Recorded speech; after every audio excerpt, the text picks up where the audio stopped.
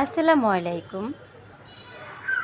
লোহার পেচিকুচি কাচের বেড়া, তার ভিতরে বসে আছে সুন্দরী কমলা। কিসের কথা বলছি অবশ্যই আপনারা বুঝে গিয়েছেন। হ্যাঁ, এটি একটি ধাঁধা। এই ধাঁধাটি আমরা শুনেছি আমার মায়ের কাছ থেকে। হ্যাঁ, এর উত্তর অবশ্যই আপনারা বুঝতে পারছেন। হারিকেন। এই যে দেখুন কতগুলো হারিকেন একটা স্ট্যান্ডে জ্বলছে। আগে কারেন্ট চলে গেলে ঘরকে আলো করার জন্য এই হারিকেন ব্যবহার করা হতো, আর এখন ঘরের সৌন্দর্য বৃদ্ধির জন্য শোপিস হিসেবে শোকেজে সাজানো হয়।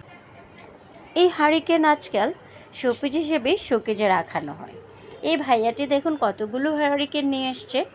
সবাই এগুলোকে দেখছে, কিনছে, দাম জিজ্ঞেস করছে, পছন্দ মতো হলে নিয়ে নিচ্ছে।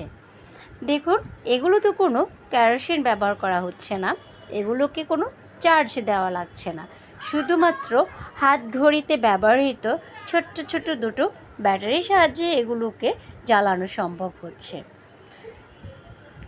তাই এগুলো খুব সহজে ব্যবহার করা যায়। আলো মোটামুটি ভালো হয়, একদমই কম হয় তাও না। আল্লাহ হাফেজ।